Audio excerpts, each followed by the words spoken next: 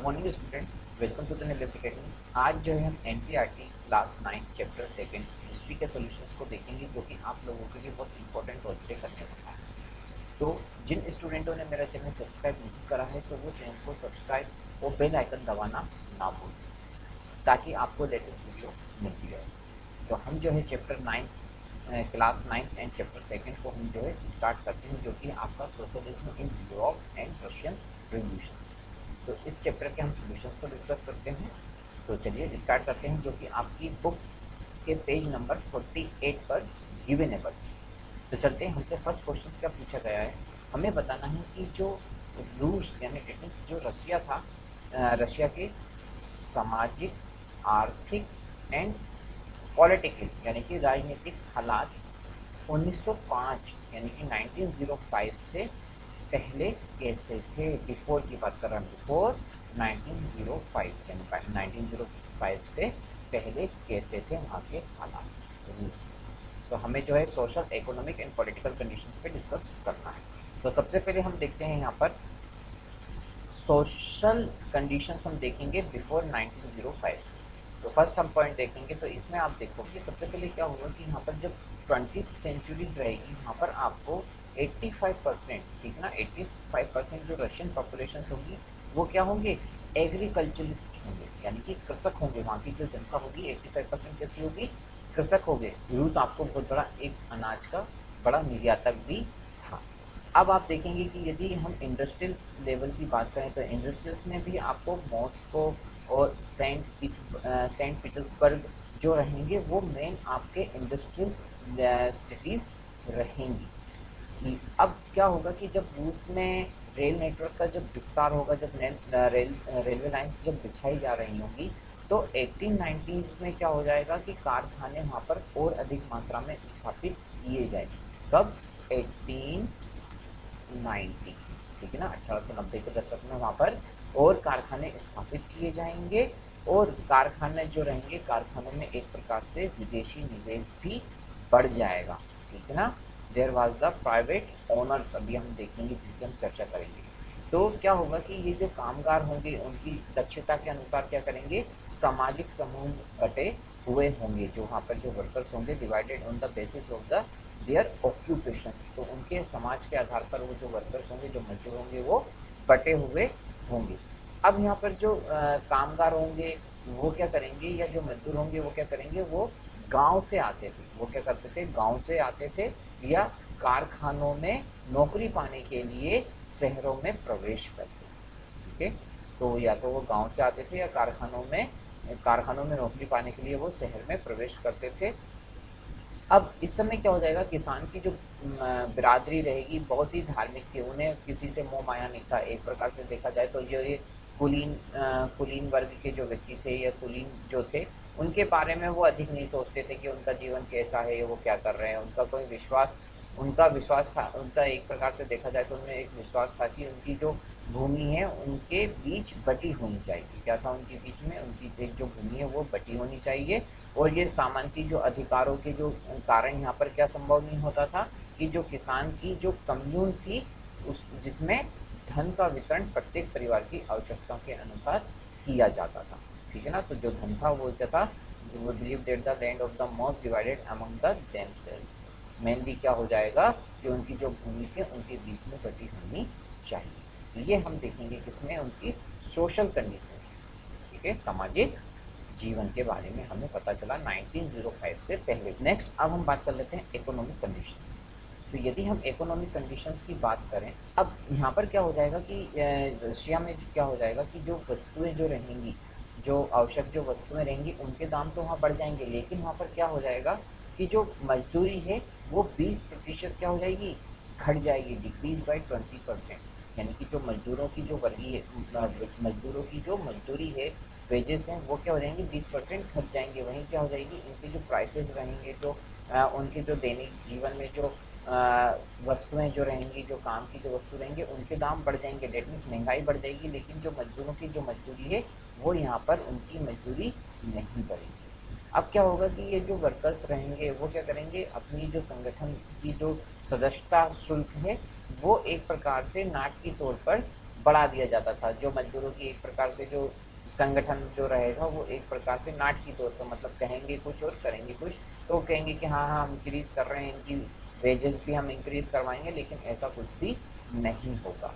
तो आप देखेंगे कि जो सेंट पीटर्सबर्ग में जो 1,10,000 से भी जो अधिक जो मजदूर होंगे, रोज काम के लिए घंटों काम करने और मजदूरी बढ़ाने, कार्य स्थितियों में जो सुधार करने की मांगों को लेकर क्या करेंगे, वो हड़ताल कर देंगे।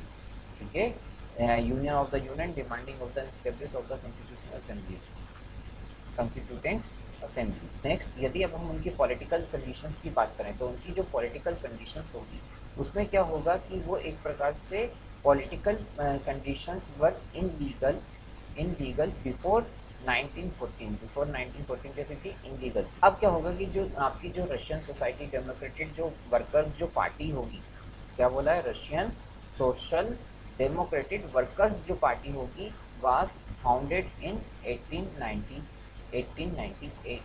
1898 में क्या हो जाएगी, ये जो पार्टी होगी वो इस्टेब्लिश होगी। कौन सी, वर्कर पार्टी, याद रखिएगा, डेमोक्रेटिक वर्कर पार्टी जो रहेगी वो इस्टेब्लिश होगी। और यहाँ पर क्या हो जाएगा, मेनली ये जो पार्टी होगी वो किस समाजवादी अवधारणा पर आधारित होगी, तो वो मार्क्स के आइडिया पर आधारित होगी। अब क्या होगा कि 1903 में क्या होगा कि ये जो पार्टी रहेगी ये दो पार्ट्स में डिवाइडेड हो जाएगी।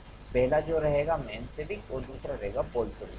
दो पार्ट्स में डिवाइड हो जाएगी। और ये जो बोल्शेविक जो पार्टी रहेगी वो एक प्रकार से मेजॉरिटी पार्टी रहेगी, जो कि लेनिन के द्वारा, ठीक है ना, जो कि लेनिन के द्वारा उसका वहाँ का लीडर राजनेता होगा लेनिन होगा, और जो कि एक प्रकार से क्या होगा, बहुत बड़ा ग्रेटर थिंकर होगा, एक सोशलिज्म आफ्टर द मार्क्स। तो ये यहाँ की पॉलिटिकल कंडीशंस होगी रूस। अब सेकेंड क्वेश्चन, तो ये क्वेश्चन का पूछ रहा है कि 1917 से पहले जो रूस के कामकाजी आबादी यूरोप के बाकी देशों के मुकाबले किन किन स्तरों पर भिन्न थी, ठीक है ना। Population in Russia different from the other countries in Europe. तो इसके बारे में हम डिस्कस करेंगे। तो आप देखेंगे कि 1917 के पहले या 1917 से पहले क्या होगा कि उनकी जो जनसंख्या थी यूरोप के अन्य देशों से भिन्न थी। क्यों, क्योंकि यहाँ जो सभी जो रूसी कामगार थे वो कारखानों में काम करने के लिए क्या करते थे, गांव से शहर नहीं आते थे, ठीक है ना। वो क्या करेंगे, वो जो होंगे गांव से शहर नहीं आएंगे। उनमें से कुछ जो रहेंगे गांव में रहकर ही क्या करेंगे, अपना कार्य जारी रखेंगे। और शहर में क्या होता था, प्रतिदिन काम करके वो वापस अपने गांव चले जाते थे। ये उनकी सामाजिक जो स्तर रहेगी या काम करने के अनुसार जो होगा, उन्हें क्या करेंगे, एक समूह में बांट बांट देंगे या बटे हुए थे। एक प्रकार से क्या हो जाएंगे, वो एक जो समूह जो रहेगा उस समूह में वो बटे होंगे। Divided group the social and the professional, ठीक है। तो वो एक समूह में बटे हुए होंगे और यह उनकी क्या हो जाएगी, पोशाकों में परिलक्षित होता था। मतलब उनकी जो पोशाक रहती थी उसमें वो डेली बेसिस के आधार पर उन्हें पता रहता था कि आखिरकार ये बंदा जो है गांव से आएगा, शहर से आएगा। तो इस प्रकार से उनकी पोशाक होती थी। अब ये जो यहाँ पर आप देखने को मिलेगा कि ये जो आयरन जो मैन थे, जो काश्तकार लोग थे, जो धातु बनाते थे, वो लोग अब जो मजदूर होते थे, धातुदार जो मजदूर होते थे या धातुकर्मी जो मजदूर होते थे, वो खुद को एक प्रकार से साहब मानते थे। एक प्रकार से वो अपने आप को मुखिया मानते थे कि भाई जो हम नक्काशी कर सकते हैं वो कोई नहीं कर सकता है। तो उनके काम में क्या होता था, ज़्यादा प्रशिक्षण या निपुणता की अधिक की ज़रूरत होती रहती थी, ठीक है ना। तो वो उनके कामों में क्या होता था, उनके कामों में प्रशिक्षण और निपुणता की ज़रूरत होती थी। इस वजह से वो अपने आप को क्या मानते थे, साहब मानते थे। लेकिन यहाँ पर क्या होगा कि जो वर्करों की जो जनसंख्या रहेगी एक मोर्चे तक क्या रहेगी, एकजुट रहेगी, ठीक है ना।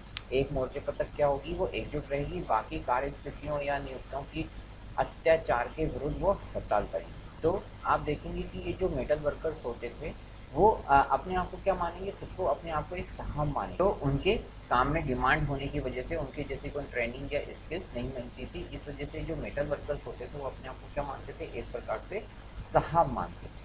बट लेकिन अब ये क्या होगा कि जार निकोलस जब रहेगा तब क्या होगा कि उसकी वजह से क्या हो जाता है, कई सारा भ्रष्टाचार होगा या कई सारी जो दमनकारी जो नीति होगी। तो इनसे लोगों को क्या होगा, उसकी दुश्मनी दिनों दिन क्या होगी, बढ़ती चली जाएगी जार निकोलस। अब यहाँ पर क्या होगा कि ये कारखानों में मजदूरों की स्थिति इतनी खराब थी कि और वे अपनी शिकायत को प्रकट करने के लिए भी कोई क्या हो जाएगा, कोई यूनियन ट्रेड यूनियन या कोई राजनीतिक दल भी नहीं बना सकते थे। क्यों? क्योंकि अधिकतर जो कारखाने जो थे वो उद्योगपति के क्या थे, निजी थे, प्राइवेटाइजेशन थे। तो वे अपने स्वार्थ के लिए मजदूरों को क्या करेंगे, हमेशा शोषण ही करते रहेंगे, हमेशा अपने की कई घंटों तक इनसे क्या करो, काम करो, और इनसे हमें क्या मिलेगा, प्रॉफिट मिलेगा, और मजदूरी भी हमें कम देनी पड़ेगी। तो वो कई बार क्या करेंगे, मजदूरों को न्यूनतम निर्धारित मजदूरी भी नहीं देंगे, ठीक है ना। तो उनसे ज़्यादा से ज़्यादा वो काम करवाएंगे, और जिनसे उनको अधिक प्रॉफिट या लाभ प्राप्त होगा। तो इस प्रकार से क्या होगा कि रूस में जो किसान भी रहेंगे वो अपनी ज़मीन ज़मीन एकत्रित करते हैं, और वो अपने कम्यून कम्यून डेट मीन्स जो मीर होता था उसको वो सौंप देते थे, जिससे वो जो कम्यून था, जो मीर था, उसे प्रत्येक परिवार की ज़रूरत के अनुसार बांट दिया करते थे। तो ये जो था हमारा क्वेश्चन नंबर सेकंड आपको यहाँ पर देखने को मिलेगा, ओके। जिसमें आपको क्या मिलेगा कि रूस ने 1917 से पहले वहाँ के कामकाजी आबादी जो थे यूरोप के बाकी देशों के मुकाबले किन स्तरों पे था, वो आपको यहाँ पर देखने को मिलेगा। नेक्स्ट अब हम देखते हैं, देखेंगे कि हमें क्या पूछा गया है, क्वेश्चन नंबर थर्ड, कि 1917 में जो जार का जो शासन था आखिरकार क्यों खत्म, वाई डिड द, क्यों खत्म, कोलैप्स, तो क्यों खत्म हो गया 1917 में जार का जो शासन था वो क्यों खत्म हो गया, उस पर हम चर्चा करेंगे। तो जार का जो शासन रहेगा, आप देखेंगे कि जनता क्या होगी, जनता में क्या हो जाएगा, एक प्रकार से अविश्वास पैदा हो जाएगा, या जार की जो नीतियाँ रहेंगी उससे लोग क्या हो जाएंगे, असंतुष्ट हो जाएंगे, जिसकी वजह से जार का शासन जो रहेगा 1917 में खत्म हो जाएगा। अब जार निकोलस सेकंड ने क्या करा कि जो राजनीतिक जो गतिविधियाँ थी उन पर तो रोक लगा दी थी, ठीक है ना। यानी कि कोई पार्टीज नहीं बना सकता था, कोई यूनियन ट्रेड नहीं बना सकता था, और क्या हो जाएगा कि वो क्या करेगा कि जो मतदान थे, मतदान के नियमों में भी नियम बदल डालेगा, और अपनी सत्ता के विरुद्ध जो भी लोग सवाल उठाएंगे या उसके नियंत्रण को खारिज कर दिया जाता था। तो जो भी उसके खिलाफ अगर कोई आवाज़ उठाएगा तो उसके नियंत्रण को भी खारिज कर दिया जाएगा। तो अब आप देखेंगे जैसे कि रूस में जो युद्ध था, युद्ध के प्रारंभ में तो वो जो जार रहेगा बहुत ही लोकप्रिय होगा, जनता भी उसका साथ देती थी। लेकिन जैसे जैसे ये युद्ध जारी रहेगा, वहाँ जार क्या करेगा, जार जो ड्यूमा जो होती थी, ड्यूमा का जो प्रमुख दल था, उनसे वो सलाह लेना बंद कर देगा, ठीक है ना। ड्यूमा जो थी उसकी जो सलाह थी उससे लेना वो क्या कर देगा, बंद कर देगा, मना कर देगा। अब इस प्रकार क्या होगा कि ड्यूमा के जो सलाहकार थे वो सलाह लेना बंद कर देगा, तो उससे वो क्या करेगा, उनका समर्थन खो देगा, ठीक है ना। और जर्मन जो विरोध भावना थी वो भी धीरे धीरे उन पर हावी होने लग जाएगी, ठीक है ना। जर्मन जो भावनाएं थी, विरोधी भावना, वो भी प्रबल होने लग जाएगी। तो रूस सेना जब लड़ाई हार गई तब क्या हो जाएगा कि पीछे हटते समय वो क्या करेंगी, रूसी सेना क्या करेंगी, फसलों, इमारतों को वो नष्ट कर देंगी। अब फसलों और इमारतों के विनाश से क्या होगा, रूस में लगभग 3 मिलियन से भी जो अधिक लोग रहेंगे, लोग शरणार्थी हो जाएंगे, जिससे हालत और क्या हो जाएगी, जिससे हालत और बिगड़ जाएगी, ठीक है ना। तो बिल्डिंग्स एंड क्रॉप जो रहेगी वो धीरे धीरे जब ये रिटर्न होंगे तब ये क्या हो जाएंगे, धीरे धीरे और समाप्त या उनको खत्म करते हुए आएंगे। अब नेक्स्ट क्या होगा कि जब फर्स्ट वर्ल्ड वॉर के का जब प्रथम विश्व युद्ध हुआ था, तब उद्योगों पर क्या होगा, बहुत बुरा असर भी पड़ेगा। क्यों? क्योंकि ये जो बाल्टिक के सागर के रास्ते पर जब जर्मनी का कब्जा हो जाने के कारण क्या होगा कि माल का जो आयात है वो बंद हो जाएगा। अब माल का आयात यदि बंद हो जाएगा तो ये जो औद्योगिक उपकरण है वो क्या होने लग जाएंगे, धीरे धीरे बेकार होने लग जाएंगे। अब आपने जो रेलवे जो बिछाया था, ठीक है ना, यानी कि जो रेलवे लाइन आपने बिछाई थी 1916 तक आते आते वो लाइनें क्या हो जाएंगी, टूट जाएंगी, ठीक।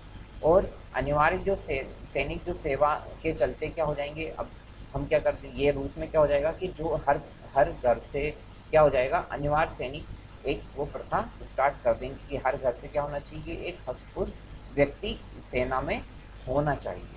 तो अब यहाँ पर क्या होगा कि जो अनिवार्य रूप से जो सेना में शामिल होने की वजह से क्या होंगे कि जो सेहतमंद लोग होंगे वो सब काय में झोंक दिए जाएंगे, एक युद्ध में झोंक दिए जाएंगे, जिसके परिणाम स्वरूप क्या हो जाएगा कि मजदूरों की कमी हो जाएगी। अब मजदूरों की कमी हो जाएगी तो क्या हो जाएगी कि रोटी की दुकानों पर भी धीरे धीरे दंगा होना स्टार्ट हो जाएंगे। और 26 जनवरी 26 जैन 1970 को ड्यूमा ड्यूमा को क्या कर देंगे, बर्खास्त कर दिया जाएगा। ठीक है ना, क्यों, क्योंकि उसकी कोई सलाह तो ले नहीं रहा। तो क्या हो जाएंगे, ड्यूमा जो रहेगा उसको फाइनली बर्खास्त कर दिया जाएगा। और ये आखिरी दाव होगा जब जार शासन पूरी तरह क्या हो जाएगा, जोखिम में डाल दिया जाएगा। और 2 मार्च 1970, जब 2 मार्च 1970 से 1917 को क्या हो जाएगा, जार गद्दी छोड़ने पर मजबूर हो जाएगा और ये निरंकुशता जो शासन था इसका अंत हो जाएगा। ठीक है, तो ये होगा हमारा थर्ड। अब नेक्स्ट क्वेश्चन नंबर 4 हमसे क्या पूछा गया, क्वेश्चन नंबर 4 हमसे पूछा गया है कि हमें दो सूची बनानी है। ठीक है ना, दो लिस्ट बनानी है, टू लिस्ट, जिसमें हमें क्या करना है, एक सूची में हमें क्या करना है, फरवरी क्रांति, ठीक है ना, फेब रिवोल्यूशंस के बारे में बताना है, उसकी मुख्य घटनाओं के बारे में हमें बताना है। और सेकंड में हमें अक्टूबर जो रिवोल्यूशंस हुआ था, अक्टूबर रिवोल्यूशंस के बारे में हमें बताना है कि इन घटनाओं और इनके प्रभाव से क्या क्या हुआ। तो इसके बारे में हमें दो लिस्ट बतानी है। तो चलते हैं, फर्स्ट अब हम देखते हैं फरवरी रिवोल्यूशंस।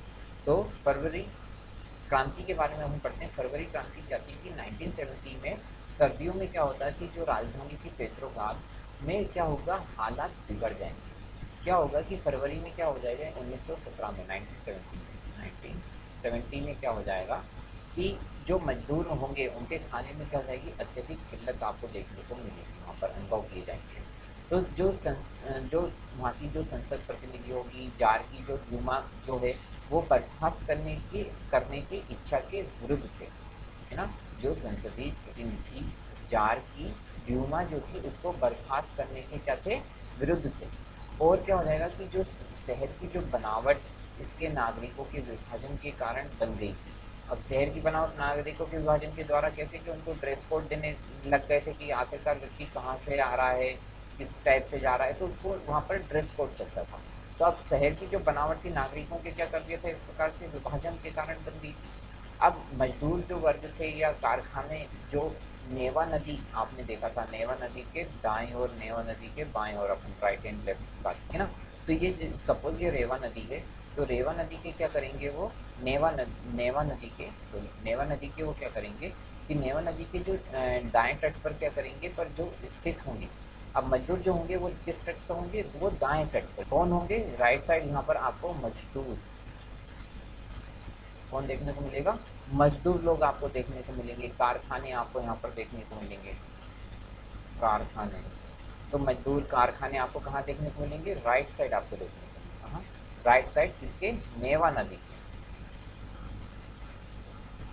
नेवा रिवर के आपको राइट साइड क्या देखने को मिलेंगे, मजदूर आपको देखने को मिलेंगे। इस प्रकार की वहाँ की बनावट की, इस प्रकार से क्या होगा, नागरिकों में वहाँ पर विभाजन कर। एंड लेफ्ट साइड आपको क्या मिलेगा, फैशनेबल डेकोरेटेड आपको बिल्कुल दिखाई दे रहा, कहाँ पर, लेफ्ट साइड आपको बिल्कुल फैशनेबल चीज़ें आपको देखने को मिलेंगी, वेल डेकोरेटेड आपको चीज़ें यहाँ पर देखने को मिलेंगी। जैसे कि विंटर पैलेस आपको देखने को मिलेगा, गवर्नमेंट रेसिडेंसी आपको यहाँ पर मिलेगी। तो आपको यहाँ पर सारी चीज़ें कहाँ देखने को मिलेंगी, लेफ्ट साइड आपको देखने को मिलेगी। महल भी जो रहेगा वो आपको लेफ्ट साइड देखने को मिलेगा। और इसी महल में देखने विंटर पैलेस में क्या होगा, ड्यूमा की बैठक भी होगी। अब क्या होगा कि सर्दियाँ बहुत अधिक होगी, तो क्या होगा, आज साधारण बात है कि कोहरा होगा, बर्फबारी होगी यूरोप में। तो 22 यानी कि 22 फेब के दिन, ठीक है ना, 22 फेब के दिन क्या होगा कि जो कि आपके किस साइड है, राइट हैंड साइड है। तो क्या होगा कि किनारे पर एक कारखाने में तालाबंदी हो जाएगी, क्या हो जाएगी, factory look out on the right bank to place. तो एक कारखाने में क्या हो जाएगी, तालाबंदी हो जाएगी। अब अगले दिन क्या हो जाएगा कि अगले दिन जो हो जाएगा इस सहानुभूति पर 50 यानी कि 50 और कारखाने जो होंगे, मजदूर क्या करेंगे, इनमें हड़ताल कर देंगे कि भाई ये जो बंद करा, तो मजदूर क्या कर देंगे, इनमें हड़ताल कर देंगे। और कई कारखानों में क्या हो जाएंगे, महिलाओं ने भी अगुवाई करेंगी इस प्रकार की हड़ताल के लिए। अब नेक्स्ट क्या हो जाएगा, इस दिन रहेगा संडे, डेट मीन्स 25 फेब के दिन, संडे के दिन वो क्या करेंगी कि जो ड्यूमा की जो डिसोल्व, ड्यूमा वाज डिसोल्व, उस दिन क्या करेंगी कि सरकार ने क्या करेंगी, ड्यूमा को बर्खास्त कर देंगी, ठीक है।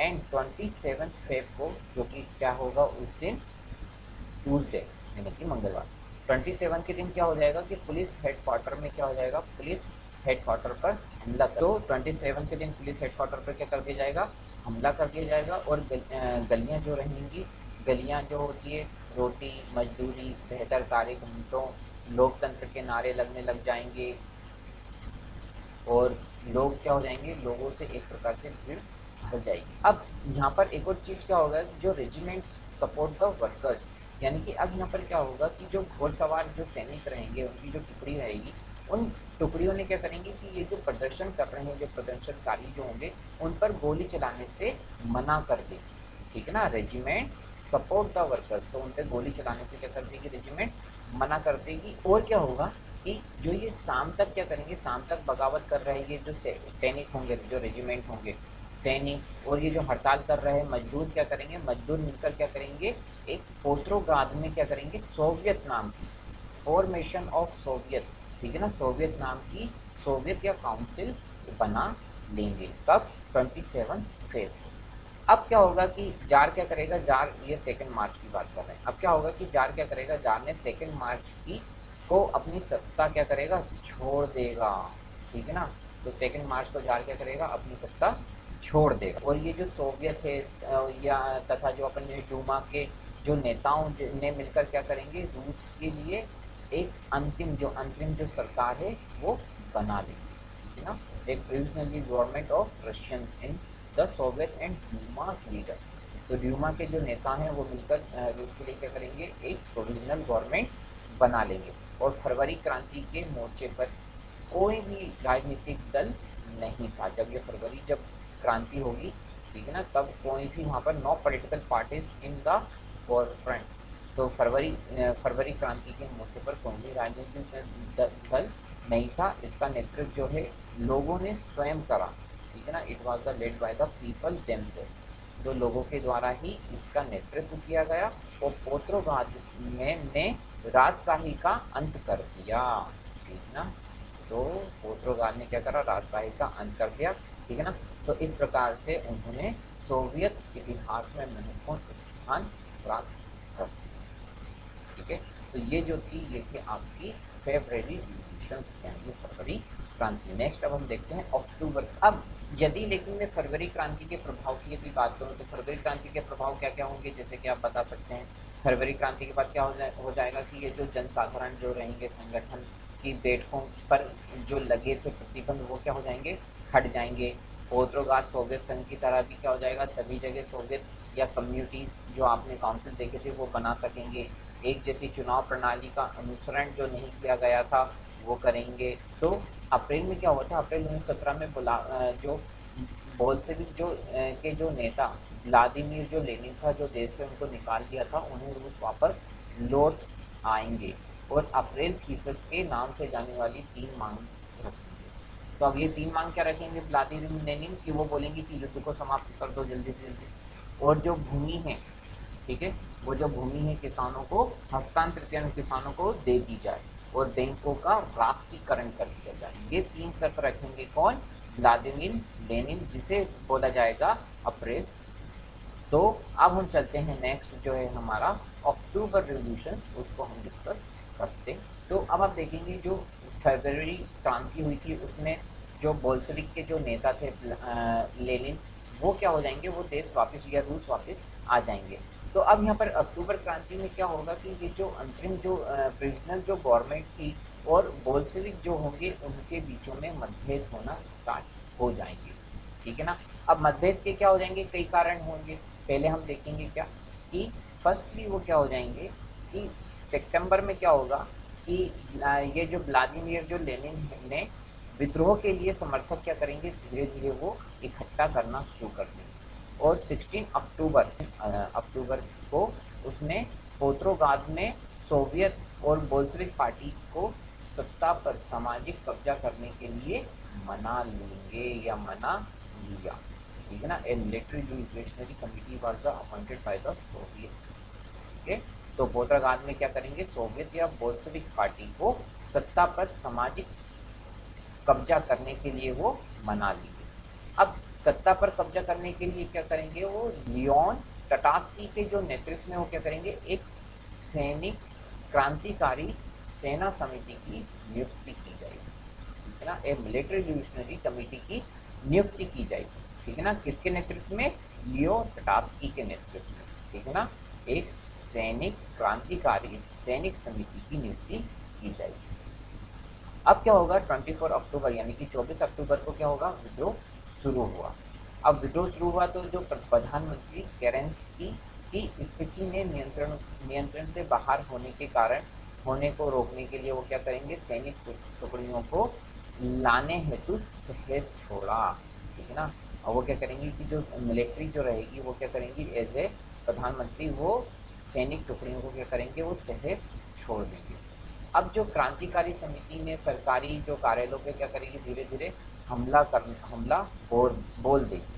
और आप वहाँ पर देखेंगे कि जो अरोरा नामक एक जो युद्धपोत ने विंटर पैलेस पर भी बमबारी करेगी। अब 24 तारीख को क्या होगा कि रात में क्या होगा कि रात को शहर पर बोल्शेविकों का नियंत्रण हो जाएगा। किसका नियंत्रण हो जाएगा? बोल्शेविक गेन द पावर, ठीक है ना।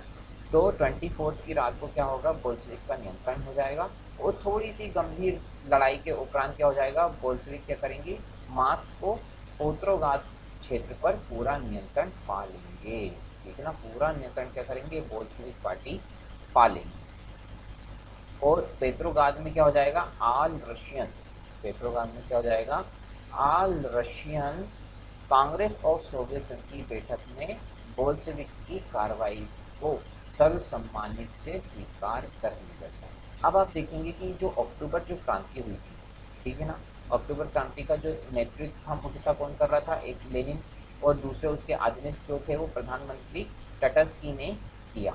अब इसमें इन नेताओं का जो समर्थन करने वाली जो जनता थी क्या होगी? इसमें शामिल थी, इसमें सोवियत पर लेनिन के शासन की शुरुआत, तो इन नेताओं का समर्थन करने वाली इसमें जनता भी शामिल रही।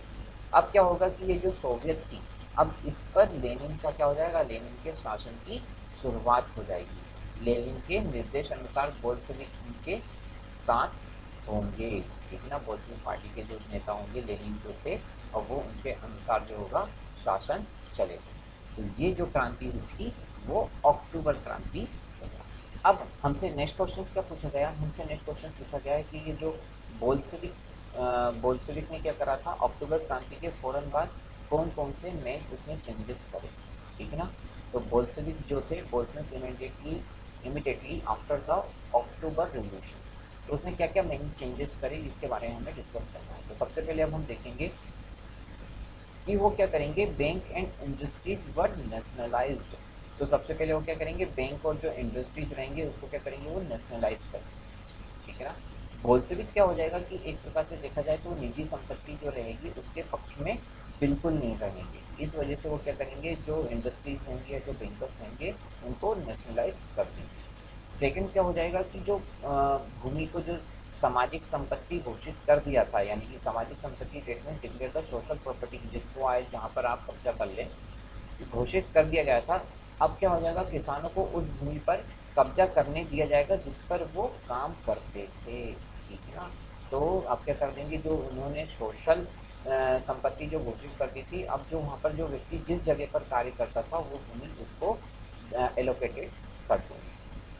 थर्ड क्या हो जाएगा कि शहरों में क्या करेंगे कि बड़े जो घर परिवार की जो आवश्यकता के अनुसार उसके हिस्सा कर देंगे। अर्बन एरियाज हाउस जो थे वो क्या कर देंगे? फैमिली के अकॉर्डिंग उसको क्या कर देंगे? रिक्वेस्ट के अनुसार उसको विभक्त या परिवारों को अनुसार उसके हिस्से कर। अब नेक्स्ट क्या होगा कि ये जो पुरानी जमाने में जो ये पदवियाँ चलती थी, ये जो अभिजात वर्ग को जो पदवियाँ दी जाती थी, उन पर वो क्या कर देंगे? रोक लगा देंगे। In new uniform were the design of the army and the officers. तो वो क्या करेंगे? ये जो पदवियाँ थी उन पर वो बैन लगा देंगे। और परिवर्तन को स्पष्ट करने के लिए वो क्या करेंगे? बोल्शेविक के नेता हो, ये जो सेनाओं एवं कर्मचारियों की क्या करेंगी? नई वर्दियाँ हैं पेश करेंगी। New uniform were design army and other officers. तो पदवियाँ भी बैन कर देंगे और नई वर्दियाँ भी पेश करवा देंगे। और क्या हो जाएगा कि बोल्शेविक पार्टी का नाम बदलकर वो क्या करवाएंगे? रूस कम्युनिस्ट पार्टी नाम भी रख दिया जाए, ठीक है। तो ये जो था हमारा क्वेश्चन यहाँ पर कंप्लीट होता। नेक्स्ट अब हम देखेंगे, अब हमें क्या करना है कि हमें संक्षिप्त हमें जो है right a few lines so read the knew about. पहला हमें कुलक के बारे में हमें लिखना है, ह्यूमा के बारे में बताना है, थर्ड हमें बताना women workers between 19 to 1930, fourth हमें क्या बताना है लेबरर्स के बारे में, एंड फिफ्थ हमें बताना है स्टाइलियंस। तो कुलक जो था फर्स्ट हम देखेंगे, कुलक रूस के एक धनी किसान थे, ठीक है ना। कुलक जो थे रूस के धनी किसान थे जो स्टालिन, ठीक है ना, स्टालिन का विश्वास था कि वे अधिक लाभ कमाने के लिए अनाज इकट्ठा कर रहे हैं, ठीक है ना।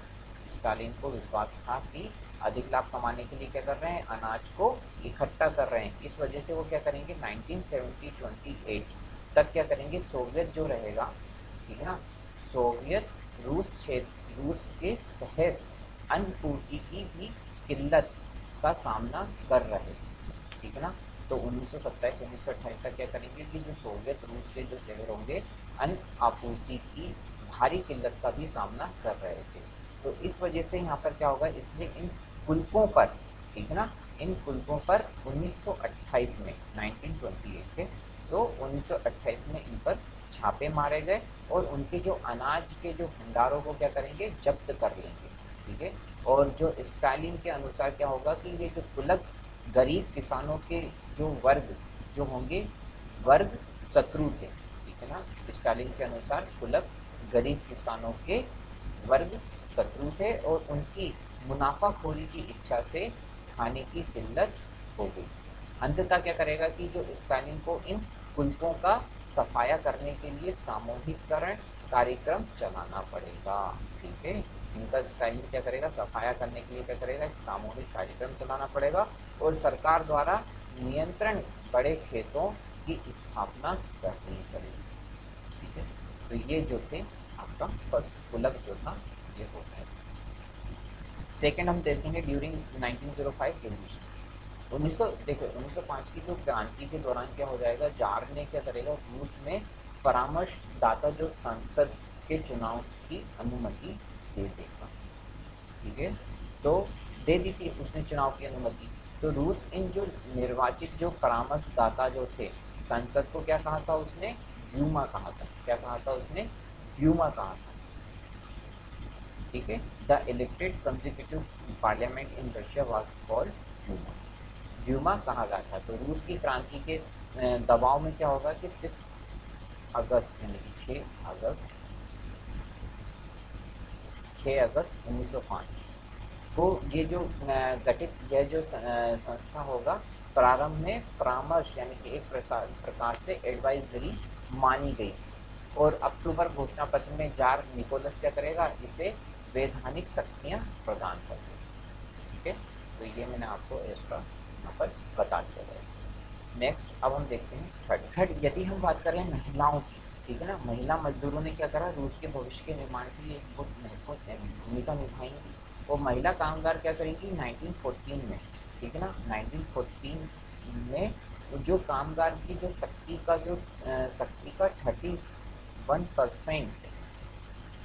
31% भाग बन चुकी होंगी। जो भी लेबर जो रहेगी उसका महिला कितना वर्क करेंगी, 31% भाग बन चुकी होंगी। किंतु उन्हें जो पुरुषों की अपेक्षा क्या होगा, कम मजदूरी मिलेगी। उन्हें मेन जो है मजदूरी जो है पुरुषों की अपेक्षा कम आधी या उससे भी कम आपको यहाँ पर देखने को मिलेगी। अब यहाँ पर क्या होगा कि 1970s में अक्टूबर की क्रांति के बाद क्या हो जाएगा, समाजवादियों ने क्या करेंगे, रूस में सरकार बनाई।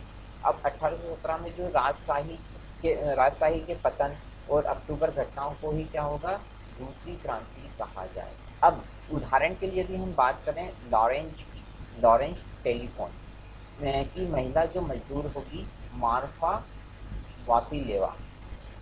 तो मार्फा वासिलेवा ने क्या करा, इन ये जो यहाँ पर कीमतें जो बढ़ रही थी, इनकी जो प्राइस बढ़ रही थी, तो वो क्या करेगी, कारखानों में इनके जो मालिकों की जो मनमानी के विरुद्ध क्या करेंगी, वो आवाज़ उठाएंगी।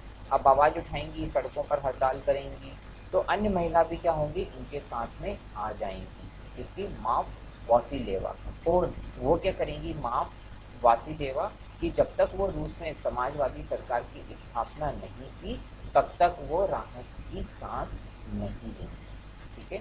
तो यहाँ पर आप देखेंगे कि महिला आंदोलनों में किस प्रकार से महिलाएं भी जो है वो अहम भूमिका रोल प्ले करेंगी। चल नेक्स्ट अब हम लास्ट जो फोर्थ है, अब हम इसकी बात करते हैं उदारवाद। तो आप देखेंगे कि रूस के उदारवादी वे लोग थे जो ऐसा देश चाहते थे जिनमें सभी धर्मों को बराबर सम्मान मिले। वे वंश आधारित शासकों की, ठीक है ना, वो वंश आधारित शासकों की अनियंत्रण सत्ता के बिल्कुल भी विरुद्ध थे, ठीक है ना, अनियंत्रण सत्ता के भी विरुद्ध थे। वे सरकार के समक्ष व्यक्ति के अधिकारों की सुरक्षा के पक्ष में थे, ठीक है ना। और वो क्या करेंगे कि वे प्रतिनिधित्व करने वाली जो आपकी पार्लियामेंट, ठीक है ना, प्रतिनिधित्व करने वाली निर्वाचन संसदीय सरकार के पक्षधर रहे और जो शासक और अफसरों के प्रभाव से मुक्त हो, जिन पर कोई भी डिपेंडेंसी ना हो, वो क्या हो, उन पर ही वो विश्वास करेंगे। और वो क्या करेंगे, जैसे कि सुशिक्षित जो न्यायपालिका द्वारा जो स्थापित किए गए कानूनों के अनुसार शासन चलाएं, किंतु लेकिन वे लोकतंत्रवादी बिल्कुल नहीं थे, ठीक है ना। उदारवादी, एक बात आप याद रखना, डेमोक्रेसी नहीं थे, उदार लोकतंत्रवादी नहीं थे। वो सार्वभौमिक वयस्क मताधिकार यानी कि प्रत्येक नागरिक को वोट देने का अधिकार के विश्वास नहीं रखते, ठीक है ना। वो लोकतांत्रिक वादी नहीं थे, मतलब वो सार्वभौमिक वयस्क मताधिकार के विश्वास नहीं रखते थे। उनका विश्वास था कि वोट का अधिकार केवल संपत्ति धारकों को ही मिलना चाहिए और वे महिलाओं को भी वोट देने का अधिकार नहीं देना चाहते, ठीक है। तो उदारवादी जो होते थे लोकतंत्र के बिल्कुल विरुद्ध थे, ना ही वो सार्वभौम मताधिकार में विश्वास रखते थे, ना ही लोकतंत्रवादी में, और ना ही महिलाओं को वोट देने के पक्ष में थे। वो उनका मानना था केवल वोट वही व्यक्ति देगा जो जिसके पास संपत्ति है, जिसके पास धन हो, वही व्यक्ति क्या करेंगे, वही वोट देंगे। नेक्स्ट अब हम देखेंगे स्टालिन। नेक्स्ट यदि अपन स्टालिन को देखें तो स्टालिन क्या करेगा, स्टालिन का विश्वास था कि क्या करेगा कि अधिक लाभ कमाने के लिए वो क्या कर रहे हैं, ये जो आपके गुल्लक थे वो क्या कर रहे हैं, अधिक लाभ कमाने के लिए वो अनाज को इकट्ठा कर रहे हैं। क्या कर रहे हैं, अनाज को इकट्ठा कर रहे हैं। तो अब ये क्या करेंगे, 1929 या 1928 में आप देखेंगे कि यहाँ पर 1927-1928 में आपको क्या हो जाएगा, रूस के सोवियत में आप शहर में आपको अन्न की भारी किल्लत आपको देखने को मिलेगी। तो इस पर क्या करेंगे कि 1928 में वो जो आपके कुलक जो होंगे, कुलकों पर क्या करेंगे, 1928-29 में वो क्या करेंगे, आप उन पर छापे मारेंगे, उनसे अनाज के जो भंडार है उनको जब्त कर लेंगे, ठीक है। अनाज के जो भंडार हैं उनको जब्त कर लेंगे। और स्टालिन के अनुसार ये जो गरीब कुलक किसानों को क्या कहेंगे, वर्ग शत्रु थे। एक प्रकार से जो कुलक जो रहेंगे वो क्या रहेंगे, गरीब किसानों के वर्ग शत्रु रहेंगे और ये मुनाफाखोरी की इच्छा से खाने की किल्लत हो जाएगी। वो बोलेंगे कि इनकी वजह से ये जो मुनाफे जो किल्लत है इसकी वजह से उन मुनाफाखोरी की इच्छा से खाने की किल्लत होगी। तो स्टालिन इन कुलपों का क्या करेंगे, सफाया करने के लिए एक सामूहिकरण कार्यक्रम चलाना पड़ेगा और सरकार द्वारा नियंत्रण बड़े खेतों की स्थापना करना पड़ेगी, ठीक है। और सरकार के द्वारा क्या करना पड़ेगी, नियंत्रण करने के लिए बड़े बड़े क्षेत्रों की भी वो स्थापना करेंगे, ना कि टुकड़े वाले क्षेत्र। तो आपको मेरा वीडियो कैसा लगा, please like, comment, share and subscribe करना बिल्कुल ना भूलिएगा। Thank you.